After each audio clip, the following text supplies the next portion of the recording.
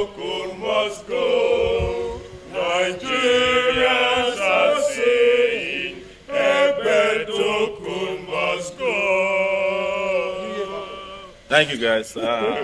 We just want to showcase our musical talents. After all, we are not lazy like another man. We are not lazy youths, and we are talented people in this country. Exactly. And we came to court today for the Egbetokun must go case. The history of that case was that in January, I was invited by the police that they saw me filming some corrupt policemen on the way to the airport, and that I had violated the right of the police to operate freely.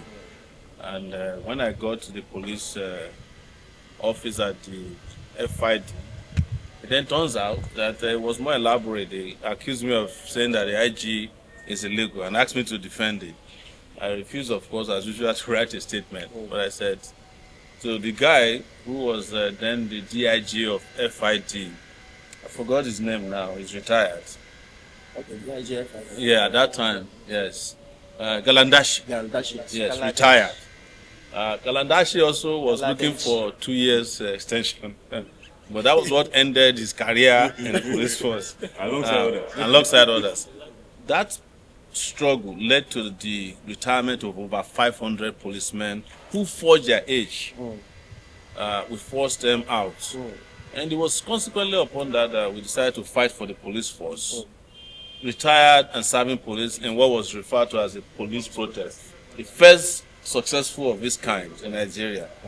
And that's also had culminated now in a law that was passed yesterday at Nigerian Senate, removing the police from the contributory pension scheme. It's waiting for the signature of The president. Emilokon, Paula Blue.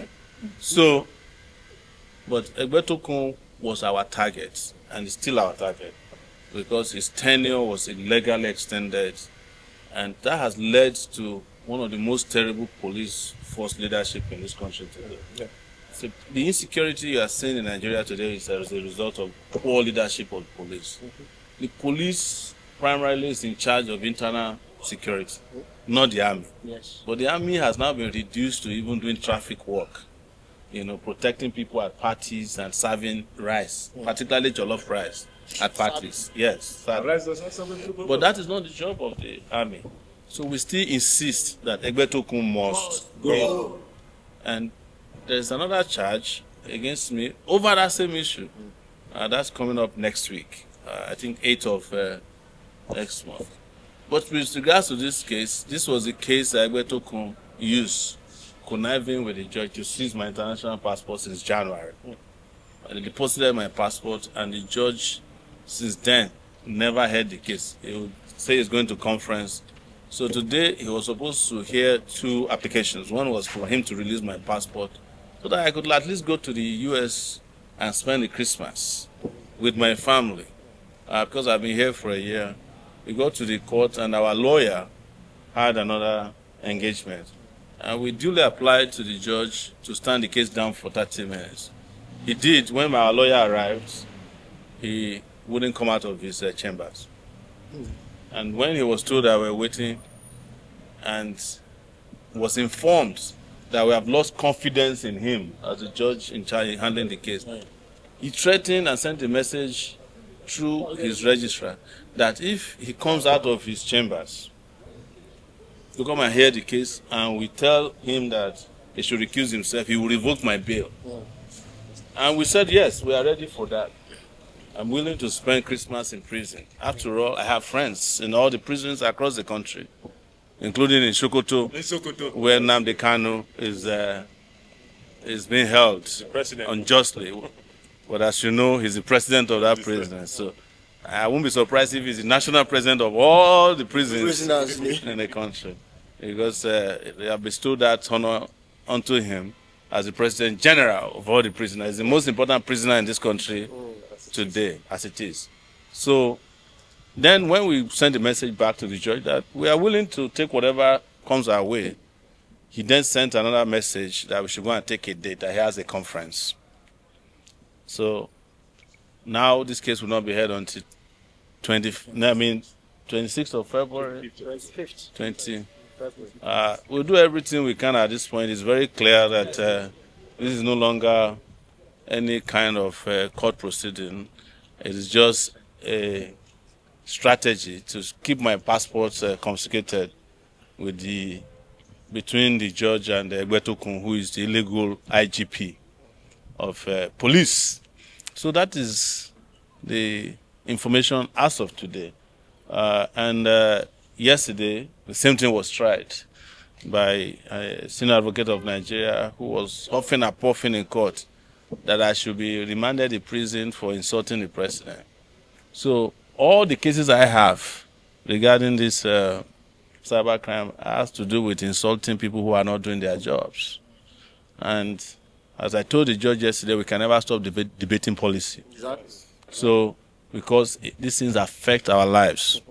As we are speaking to you today, there are nobody even know the real numbers of children who are in captivity in Naija State, abducted from a secondary school hostel. There are women, men, young, old people who are in captivity, either kidnapped by official kidnappers or bandits, which is another brand of terrorists, or the terrorists themselves. And the ones that are kidnapped even by security agencies who are holding them illegally under the guise of helping people to collect rent or somebody insulted somebody.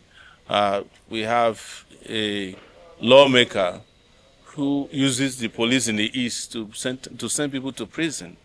We met some young people here yesterday who were sent to the police detention illegally for some time now by a lawmaker in the Bauchi State, a senator.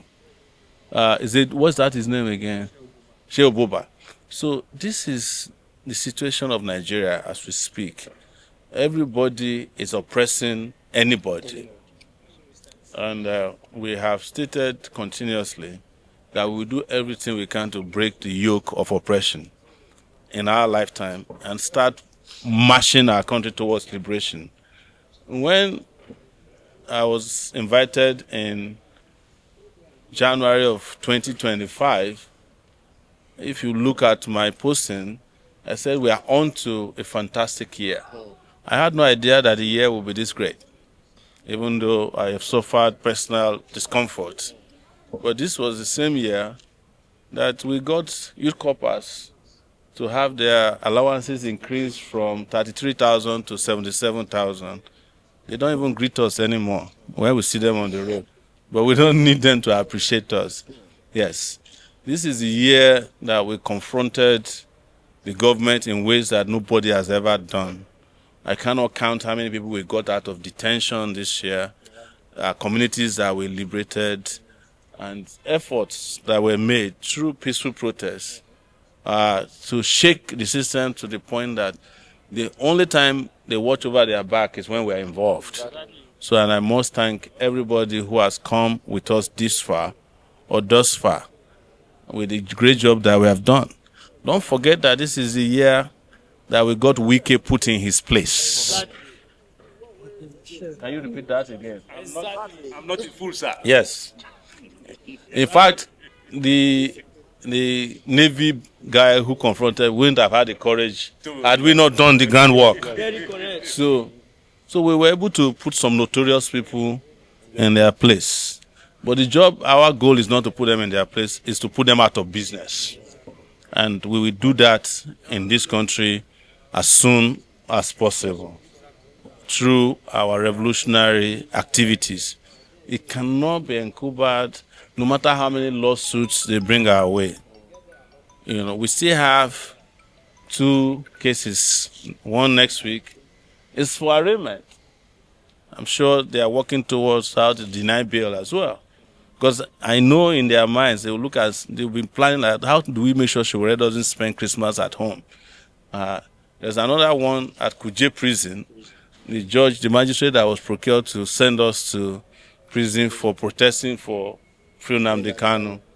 So when we are done, then we'll see what is left of the year. Yeah. But nothing in all this will stop the idea whose time Has come. And the idea whose time has come is revolution now. A people united can never be defeated. A people united can never be defeated. A people united can never be defeated. Thank you so much. And in the midst of all this, we thank our people, the Nigerian people, for their tolerance.